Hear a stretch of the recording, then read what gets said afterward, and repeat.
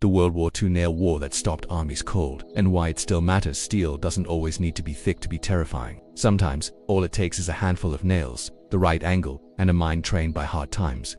During World War II, defenders across Europe rediscovered an old truth.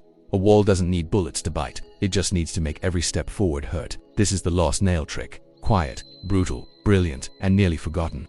When shortages forced smarter defense by the early 1940s, materials were scarce, concrete was rationed, steel was precious. Yet towns, factories, and supply depots still needed protection. So engineers, resistance fighters, and home guards turned to what they had: lumber, scrap metal, nails by the bucket. Instead of building thicker walls, they made walls smarter. Angled nails were driven through boards so their points protruded outward, sometimes straight, often tilted upward or sideways. These boards were mounted at waist height, knee height, or low to the ground where vision failed at night. They weren't meant to kill, they were meant to stop movement, too slow to force noise. To make a soldier hesitate, that hesitation was everything. How nails became force multipliers. A single nail does little, a field of them changes behavior. The physics is simple but unforgiving. When a sharp point meets pressure, force concentrates into a tiny area. Angling the nail increases the chance of catching fabric, gear, or skin while reducing the chance of a clean deflection. Boots slip, hands recoil, weight shifts backward instead of forward. During the war, this mattered most in low-light conditions. Night raids, blackouts, smoke-filled alleys. A charging soldier expects resistance from bullets or barricades, not from a silent wall that grabs back. Even lightly wounded intruders slow down, and slow targets attract attention. Real wartime uses you won't see in textbooks. These nail boards weren't frontline weapons, they were gap fillers. Factories used them along interior corridors to block sabotage teams. Rail yards mounted them inside maintenance sheds. Rural homes added them to doors, cellar windows, and fences when firearms weren't available. One documented British civil defense manual describes spiked boarding as a means to delay forced entry long enough for response. Not to trap, not to torture, to buy time. Across occupied Europe, resistance groups used similar methods.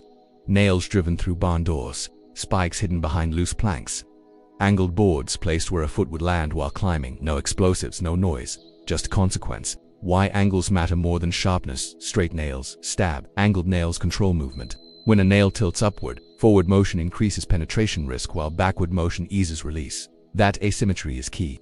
It discourages advance without permanently trapping someone. In military terms, it's a denial surface, not a lethal one. Boards were often angled slightly downward as well, so gravity worked with the defender. Climbing forces weight onto the points. Descending removes it. This wasn't guesswork. Carpenters and engineers understood leverage. They learned quickly which angles caused slips versus injuries. The goal was deterrence through discomfort, not permanent harm. Modern recreations that stay on the right side of the line. Today, the concept survives in safer forms. Anti-climb panels, security spikes, textured fencing. Even studied landscaping features borrowed from the same principle. They create surfaces that are unpleasant to cross without causing serious injury.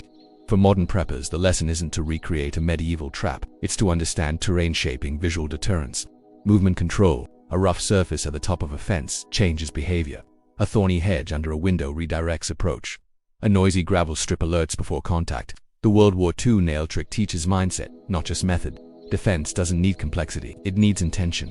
Deterrence beats confrontation every time. The greatest power of nail defenses wasn't physical, it was psychological. Soldiers reported avoiding buildings rumored to be spiked. Saboteurs chose easier targets. Fear spread faster than nails ever could.